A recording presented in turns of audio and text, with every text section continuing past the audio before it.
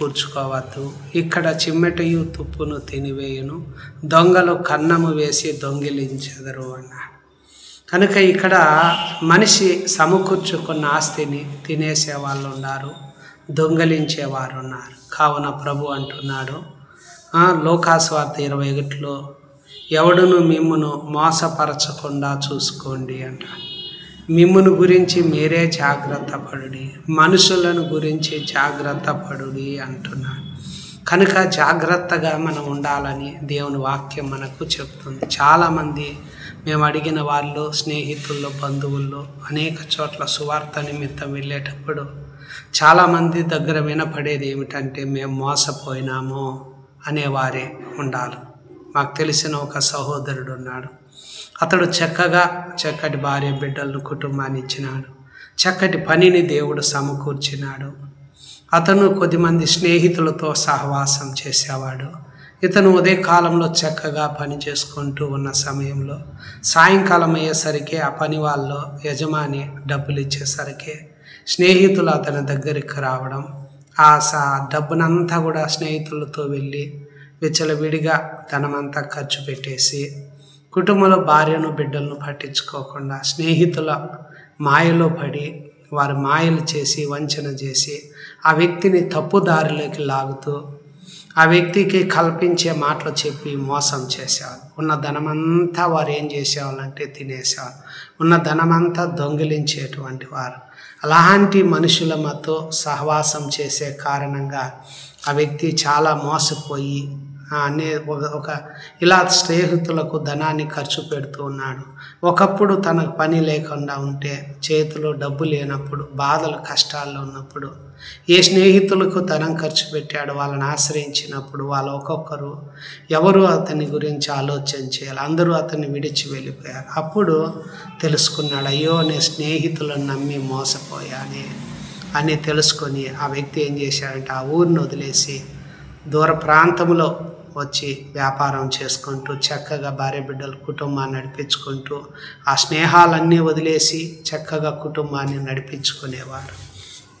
కనుక ఈరోజు ఎక్కువ మందిలో మోసపోయినాము అనే వాళ్ళే ఎక్కువ మంది కనపడతారు. కనుకనే ప్రభు అంటున్నాడు, ఎవడు మిమ్మును మోసపరచకుండా చూసుకోండి అంటున్నాడు. కనుక రాయబడిన మాట ఏమిటంటే లోకాసువార్త 12లో, మీరు ఏ విధమైన లోభానికి ఎడమీయక జాగ్రత్త పడుడి అంటున్నాడు.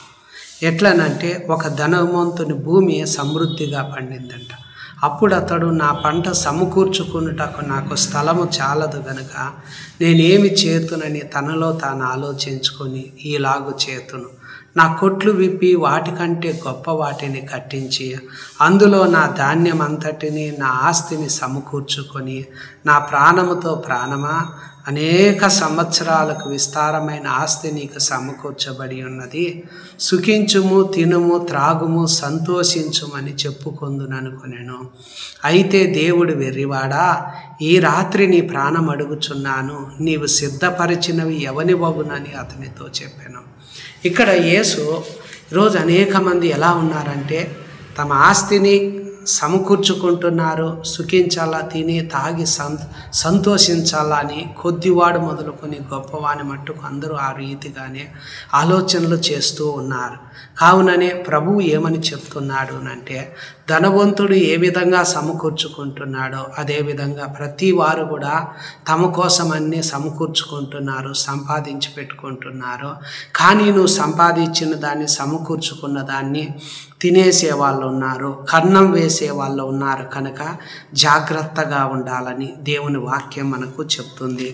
ఇంకా మనకి ఏమని హెచ్చరిస్తుందనే విషయం చూసినట్లయితే, ఈ దినాల్లో ఎక్కువగా ఎలాంటి వారు మనకు కనపడుతూ ఉంటారంటే నాలుకతో మోసాలు చేసేవారు ఉన్నారు, నోటి ద్వారా శపించేది పగ అనేది వారిలో ఉన్నాయి, రక్తము చిందించేదానికి వారి పాదాలు పరిగెత్తుతున్నాయి, నాశనము కష్టం అనేది వాళ్ళ మార్గాల్లో ఉన్నాయి, శాంతి మార్గాన్ని వారు ఎరుగరు, వారి కన్నుల ఎదుట దేవుని భయం లేదు. ఈరోజు ఎలాంటి వారు ఉన్నారంటే నువ్వు సంపాదించుకున్న ఆస్తిని సమకూర్చుకున్న దాన్ని నాలుకతో మోసాలు చేసే మనుషులు ఉన్నారు. వారి నోటి ద్వారా శపించేది పగ ఉంటుంది, రక్తము చెందే నువ్వు సంపాదించుకున్న ఆస్తిని దో ఎట్లాంటి వాళ్ళు మోసాలు చేసే మనుషులు ఉన్నారు కావున వారిని దయచేసి వాళ్ళు శాంతి మార్గాన్ని ఎరుగరు. వారి కన్నుల ఎదుట దేవుని భయం లేదు కనుక వారి దగ్గర మనం జాగ్రత్తగా ఉండాలి.